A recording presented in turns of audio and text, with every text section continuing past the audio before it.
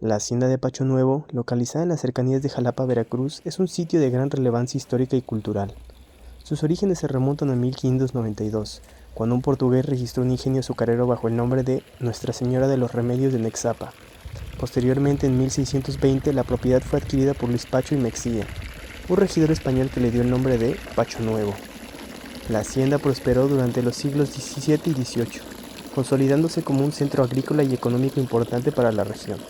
Con el tiempo la hacienda experimentó transformaciones significativas.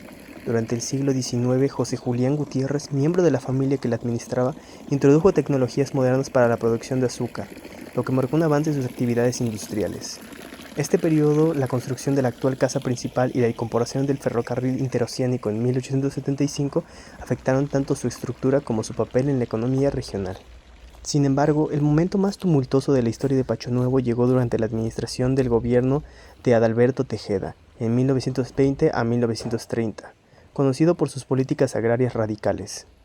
La reforma agraria que buscaba redistribuir las tierras de los grandes hacendados llevó a la expropiación de una parte significativa de la hacienda. Las tierras fueron repartidas entre campesinos en forma de ejidos, un proceso que desató tensiones y enfrentamientos entre los antiguos propietarios y los nuevos beneficiarios. La resistencia de algunos sectores y la aplicación contundente de esta política hicieron de esta época una de las más conflictivas para la hacienda y otras propiedades similares en Veracruz. A lo largo del tiempo, Pacho Nuevo ha enfrentado diversas adaptaciones, desde ser un importante centro agrícola hasta convertirse en un atractivo turístico y escenario de producciones cinematográficas. Hoy es parte del patrimonio cultural de Veracruz, ofreciendo un espacio para reflexionar sobre la historia social, económica y política de México. Su preservación permite explorar los sistemas agrícolas espirituales y laborales del pasado, además de destacar los conflictos que definieron el reparto de la tierra en el país.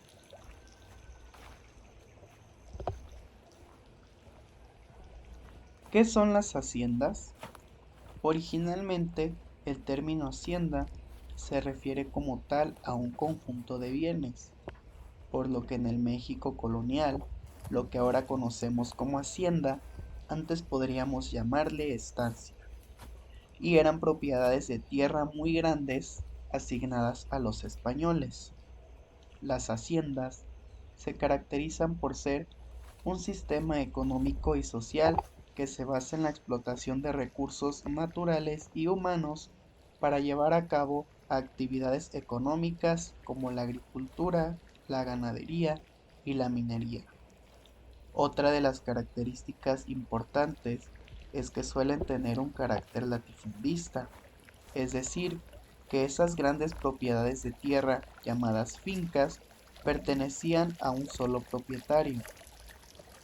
Durante el Porfiriato, las haciendas alcanzaron su mayor auge, pues con la llegada del ferrocarril se elevó la producción de artículos para el mercado, lo que llevó a un crecimiento en la economía a costa de la explotación de los peones o trabajadores, ya que las condiciones laborales generalmente eran muy duras, puesto que eran largas jornadas de trabajo a cambio de un bajo salario y malas condiciones de vida. Si bien las haciendas tuvieron un impacto significativo en el crecimiento de la economía mexicana, al expandir la agricultura y la ganadería, también contribuyeron a la centralización de las tierras y una desigualdad social y económica que sería la principal causa de la Revolución Mexicana. La hacienda de la que les vamos a hablar es la hacienda de Pacho Nuevo, que originalmente fue registrada en el Archivo Notarial de Jalapa como ingenio de Nuestra Señora de los Remedios de Nexapa. Este acontecimiento, que se le puede considerar el origen no solo de la hacienda, sino de la localidad de Pacho Nuevo, tiene antecedentes desde la época prehispánica, cuando se asentaron en el lugar una comunidad totonaca de quienes se conservan montículos, figuras de barro, flechas de obsidiana y otros artefactos de piedra. Posteriormente, con la llegada de los españoles, se halló allí una merced de indios llamada Nexapa, de ahí el nombre de la hacienda. Para el siglo XVI, más precisamente en el año 1592, estas tierras fueron adquiridas por un portugués de la isla de Madera llamado Juan de Quirós, quien instaló allí un ingenio azucarero junto a su socio Sebastián Díaz, aprovechando las aguas del manantial para posteriormente registrar esta hacienda.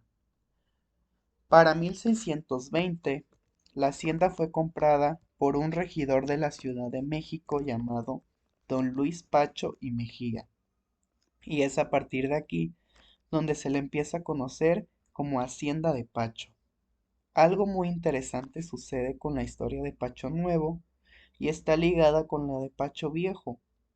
Cuando Juan de Quirós adquirió estas tierras, eran tantas las caballerías que abarcaba los territorios de las localidades antes mencionadas. La tradición oral nos cuenta hoy que la primera hacienda adquirida por Pacho Mejía era en Pacho Viejo, pero debido a una sequía tuvo que abandonarla y formar una segunda hacienda. Se desconoce la veracidad de esta información, pero no deja de ser parte de su historia. Poco se sabe sobre la fundación de Pacho Viejo y Pacho Nuevo, pero es un hecho que a partir de las haciendas se formaron ¿Y las localidades. cuándo fue que se originó aproximadamente la hacienda? La hacienda como un lugar donde se siembra y transforma la caña de azúcar es exactamente de 1592. Eso consta en el archivo notarial de Jalapa. Ah, ok. ¿Y a qué se debe esta hacienda? Me comenta que principalmente azucarera cuando se originó. Fue azucarera, cañera y Ujú. también ganadera. Ah, ok. ¿Sabe qué tipo de ganado tenían? No sé, es muy buena pregunta, pero estamos hablando del siglo XVI, XVII y no me atrevo a decir, porque sé que han ido cambiando los tipos de ganado. De acuerdo. Me comentaba que también tuvieron una tienda de raya. ¿Sabe qué productos tenían?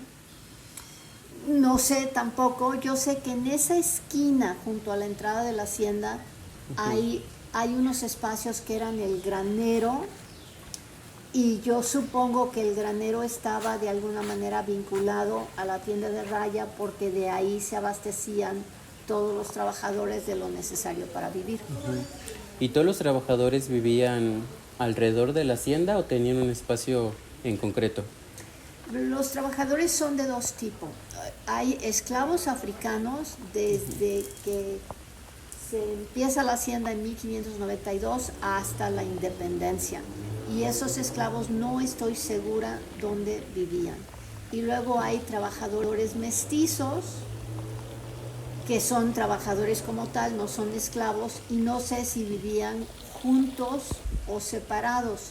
La Calpanería, que es esta calle que está llegando a la reja de la hacienda, es vivienda laboral, pero no te puedo decir con seguridad si era una vivienda para cuáles trabajadores. Ya más tarde empezaron a ver casitas alrededor del perímetro de la hacienda donde diferentes trabajadores vivían. Ah, ok. Podría decirse que los que viven actualmente en estas casas, que son pues también como en el diseño de los siglos pasados, pueden ser los descendientes de los que trabajaron aquí. En el caso de uno, de don Crescencio, Ujú. su papá, don Rodolfo, sí trabajó con nosotros. Entonces, en ese caso sí. Yo por eso a don Crescencio le compré una casa para que él tenga una propiedad y permití que siguiera viviendo ahí porque tiene el placer de vivir en la casa donde está viviendo, pero digamos él también tiene una propiedad que yo le compré, una casa.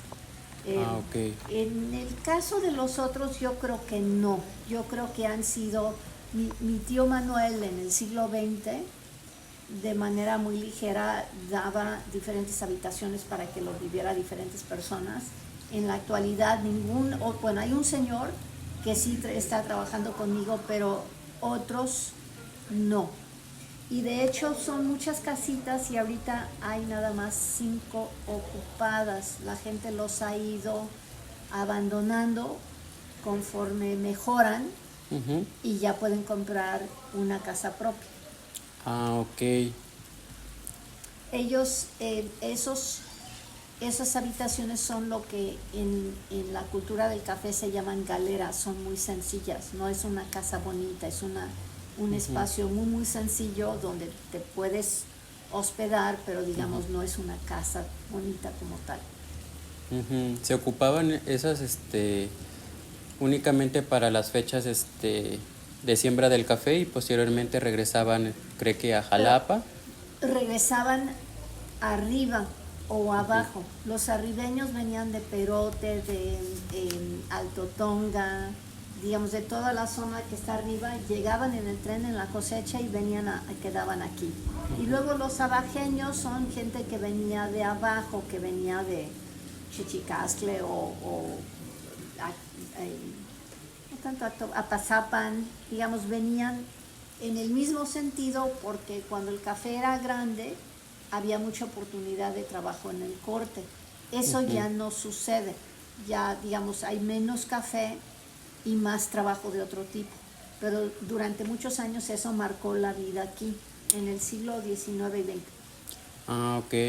Y muchas parejas aquí, si les preguntas, ¿por qué te casaste con fulano? Llegó a cortar. ¿Y por qué tu hermana se casó con sutano? Llegó a cortar. Ah, ok.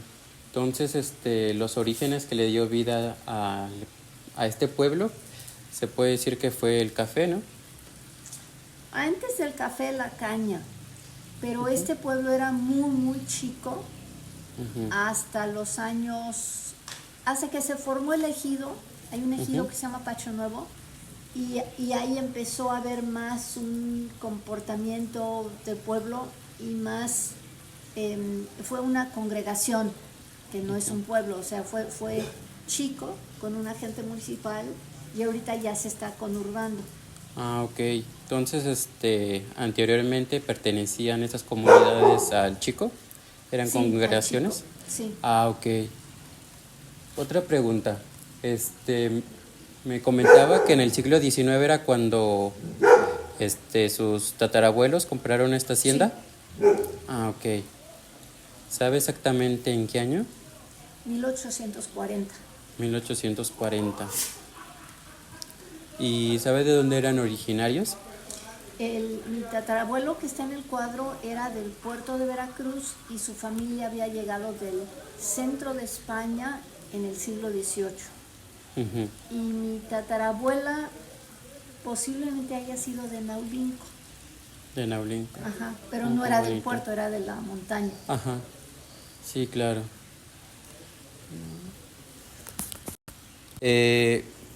¿Cómo le ha afectado a usted pues el cambio climático? Porque pues ya ve que en esta región capital ha subido mucho la temperatura, al menos la sensación térmica.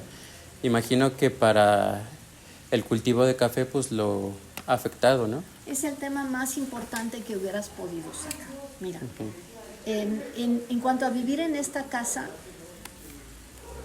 yo soy muy afortunada porque la casa es tan grande y asoleada y tiene sus techos altos. Entonces ahora cuando tuvimos estos calores de mayo de este año, como un ladrillo rojo, ahí era el eje de la rueda. Hay un circulito chico ahí, y luego en el arco izquierdo se ve la marca de la rueda.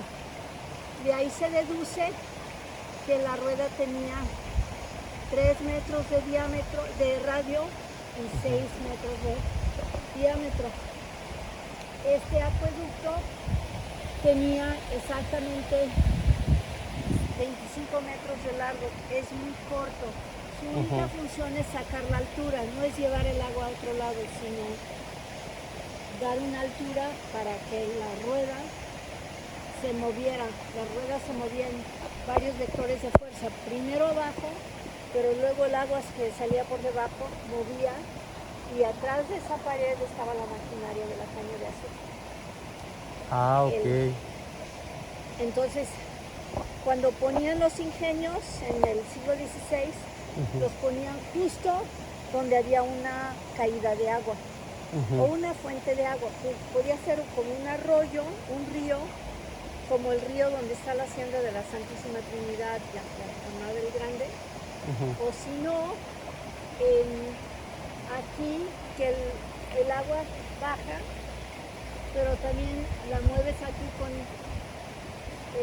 Ay, ven y te enseñas por arriba.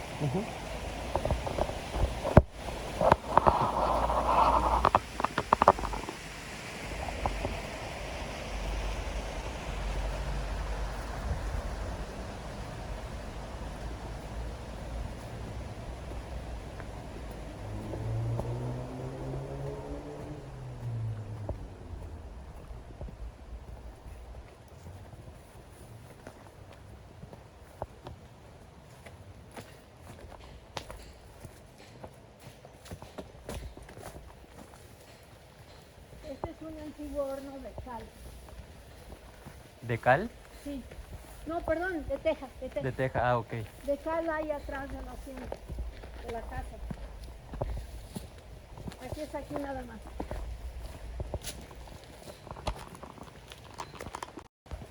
Te enseñé que se movía la rueda. La rueda se movía aquí. El eje está como a este nivel. Y entonces esto ya se levantó, estaba más bajo. Y aquí había la máquina que prensaba la caña. Ah, Ya ok. después lo hicieron beneficio de café. ¿Y esta máquina para qué servía? Es una despulpadora de café con piso, que ya no se, ahora se usan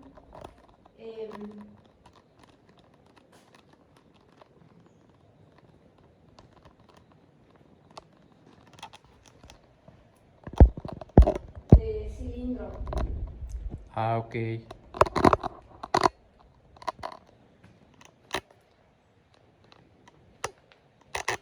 ¿Y todos los botes, o cómo se les dice? ¿Los barriles? Los barriles son de una película que vino el año pasado. No, en el 22, una película de Disney de un ingenio cafetalero. Y van adaptando los colores para que se vean bien los personajes y para que se vea histórico.